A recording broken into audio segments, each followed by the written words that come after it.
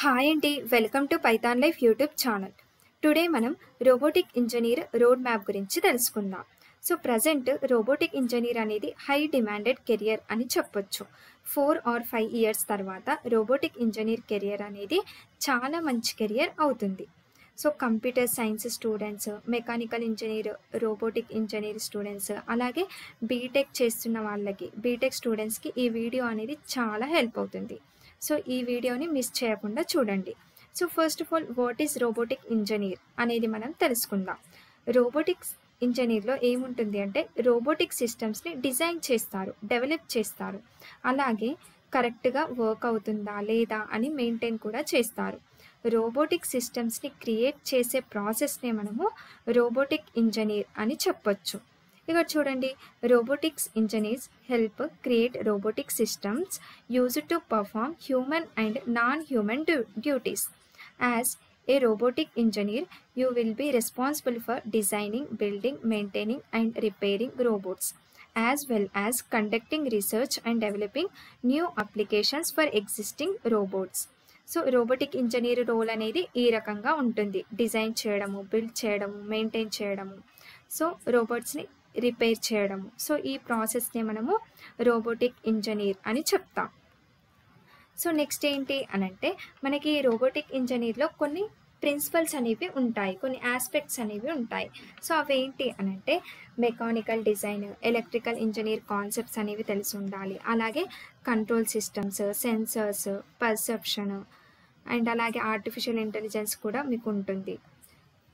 So ఈ రకంగా మనకి కొన్ని ప్రిన్సిపల్స్ అనేవి మనకి ఖచ్చితంగా యూజ్ అవ్వడం అనేది జరుగుతుంది ఈ రోబోటిక్ ఇంజనీర్లో. నెక్స్ట్ ఏంటి అంటే, రోబోటిక్ ఇంజనీర్ అనేది చాలామందికి ఇంట్రెస్ట్ ఉంటుంది, కానీ లైక్ ఎక్కడ నేర్చుకోవాలి, ఎక్కడ చదువుకోవాలి అని డౌట్ అనేది ఉంటుంది.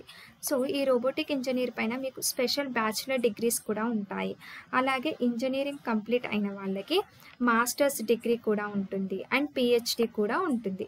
సో కొన్ని యూనివర్సిటీలలో ఈ రోబోటిక్ ఇంజనీర్కి సంబంధించిన స్ట్రీమ్స్ అనేవి ఉంటాయి. సో మీరు సర్చ్ చేసి ఏ యూనివర్సిటీస్లలో ఎలాంటి స్ట్రీమ్స్ ఉన్నాయి అని చెప్పి తెలుసుకొని మీరు కోర్సెస్ అనేవి నేర్చుకోవచ్చు.